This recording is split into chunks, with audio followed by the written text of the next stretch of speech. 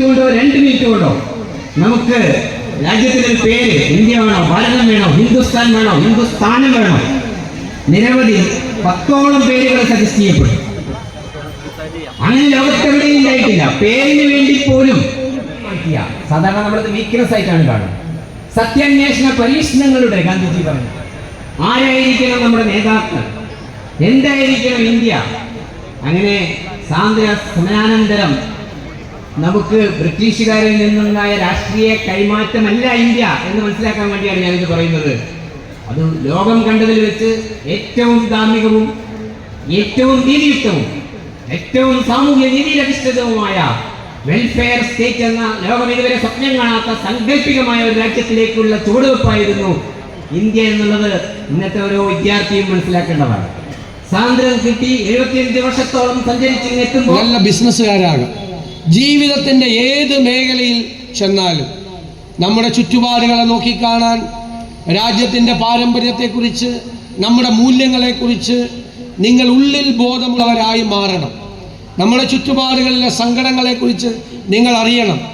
പാർശ്വവൽക്കരിക്കപ്പെട്ട ജനസമൂഹം ഇന്നും നമ്മുടെ ഇടയിൽ ജീവിക്കുന്നുണ്ട്. അവരുടെ സങ്കടങ്ങൾ മാറ്റാൻ, അവരുടെ കണ്ണീരൊപ്പാൻ, അവരുടെ ജീവിത നിലവാരം ഉയർത്താൻ നമ്മൾ നടത്തുന്ന തീക്ഷ്ണമായ ശ്രമങ്ങളായി നമ്മുടെ എല്ലാ ജോലിയും മാറണം. നമ്മൾ നമ്മുടെ കുടുംബത്തെ സ്നേഹിക്കുന്നത് പോലെ നമ്മുടെ നാടിനെ സ്നേഹിക്കാൻ നമുക്ക് കഴിയണം. അതിർവരമ്പുകൾ ഇല്ലാത്തൊരു പുതിയ ലോകത്താണ് നമ്മൾ ജീവിക്കുന്നത്. ഇന്ന് നമ്മുടെ മീഡിയ പോലും മാറി. നമ്മൾ പ്രിന്റ് മീഡിയയിൽ നിന്ന് അല്ലേ വിഷ്വൽ മീഡിയയിലേക്കും, വിഷ്വൽ മീഡിയയിൽ നിന്ന് ഡിജിറ്റൽ മീഡിയയിലേക്കും, സോഷ്യൽ മീഡിയയിലേക്കും, ഇന്ന് ക്ലൗഡ് മീഡിയയിലേക്കും മാറി. ലോകം മുഴുവൻ ക്ലൗഡ് ബിസിനസ് കൺട്രോൾ ചെയ്യുന്നൊരു ലോകത്തെക്കുറിച്ചാണ് ബഹുമാനപ്പെട്ട ജഡ്ജ് ഇവിടെ സൂചിപ്പിച്ചത്.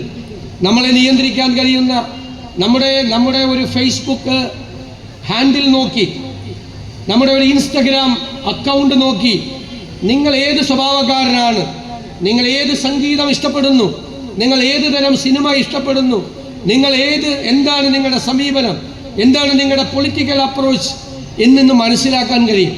നമ്മൾ അറിയാതെ നമ്മുടെ സ്വഭാവം മനസ്സിലാക്കി ആർട്ടിഫിഷ്യൽ ഇൻ്റലിജൻസിൻ്റെ സഹായത്തോടു കൂടി നമുക്ക് ഇഷ്ടമുള്ള മീഡിയയിൽ കൂടി, നമുക്ക് താല്പര്യമുള്ള സമീപനത്തിൽ കൂടി അവർക്കിഷ്ടമുള്ള കാര്യങ്ങൾ നമ്മുടെ തലയിൽ അടിച്ചേൽപ്പിക്കുന്ന ബ്രെയിൻ വാഷിങ്ങിൻ്റെ കാലമാണിന്ന്.